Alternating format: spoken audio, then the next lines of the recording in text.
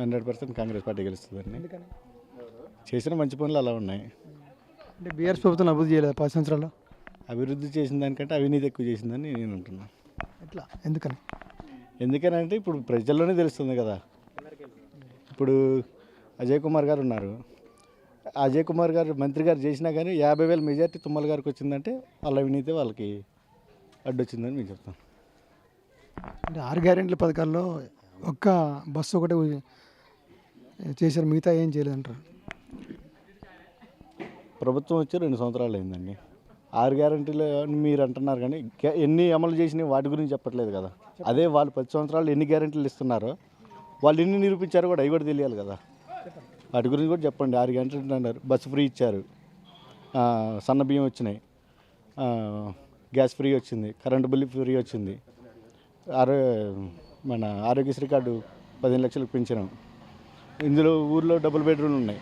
Double బెడ్రూమ్లు వాళ్ళు కట్టి ఎన్ని సంవత్సరాలు అవుతున్నా కానీ ఇవాటికి పంచింది లేదు. ఇవి ఇందిరమ్మ ప్రభుత్వం వచ్చిన తర్వాత, సోనియా గాంధీ ప్రభుత్వం వచ్చిన తర్వాత పెంచినాం. తులంబంగారం ఇస్తా అని చెప్పింది అన్న, తులంబంగారం ఇస్తా అని చెప్పింది. ఇంకా 3 సంవత్సరాలు ఉందండి. 3 సంవత్సరాల్లో ఇస్తాం. అది ఎక్కడ పోయినా అప్పు పుట్టలేదు అంటున్నారు రేవంత్ రెడ్డి. అప్పు పుట్టలేదు ఎట్లా అంటే మరి అంత అప్పులు చేసిన తర్వాత ఇచ్చేవాళ్ళు ఎవరున్నారు? అప్పటికి రాష్ట్ర బడ్జెట్ నుండి చేస్తున్నాడు కానీ మేము అంటున్నాం. సర్పంచ్ ఎలక్షన్స్ నిలబడే వాళ్ళకి, వార్డు మెంబర్లు నిలబడే వాళ్ళకి ఏం చెప్తారు మీరు? బ్రహ్మాండంగా మన కాంగ్రెస్ ప్రభుత్వానికి ఓటు వేయాలని చెప్తాం. ఓటేసిన ప్రతి ఒక్కరికి కూడా, ఓటు వేసిన ప్రతి ఒక్కరికి కూడా న్యాయం జరుగుతుందని మేము చెప్తాం. అంటే వాళ్ళు ఎలాంటి పనులు చేస్తారు? ఎవరండి? గెలిచిన అభ్యర్థులు ఎలాంటి పనులు చేస్తారు? పైన ప్రభుత్వం ఏ పని చెప్పినా చేయడానికి సిద్ధంగా ఉంటుంది. గ్రామాల్లో ఎక్కువ పారిశుద్ధ్యం కానీ, అదేవిధంగా పింఛన్లు కానీ, అదేవిధంగా ఇంటి పన్ను కానీ ఉంటాయి, చాలా సమస్యలు ఉంటాయి.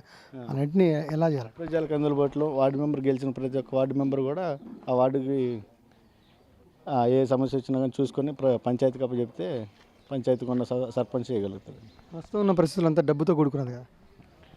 డబ్బుతోటే కూడుకున్నది అయితే 5,000 ఇచ్చినా కానీ 50,000 మెజార్టీ వచ్చిందని ఎట్లా చేయగలరు?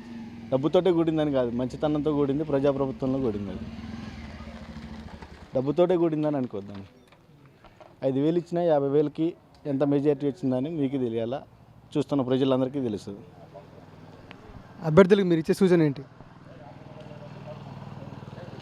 వార్డు నామినేషన్ వేసిన తర్వాతనే వాళ్ళు హర్షం వ్యక్తం చేసుకోవచ్చండి. నామినేషన్ వేసి గెలుస్తారని మనం చెప్తున్నాం. ప్రజల్లో తిరగాలి కదా. ప్రజల్లో ప్రతి ఒక్క నామినేషన్ వేసిన వాళ్ళు ప్రతి ఒక్కళ్ళు, కార్యకర్తలు ప్రతి ఒక్కళ్ళు కసిగా పనిచేయాలా, ప్రజాప్రభుత్వాన్ని గట్టిగా చేయాలని.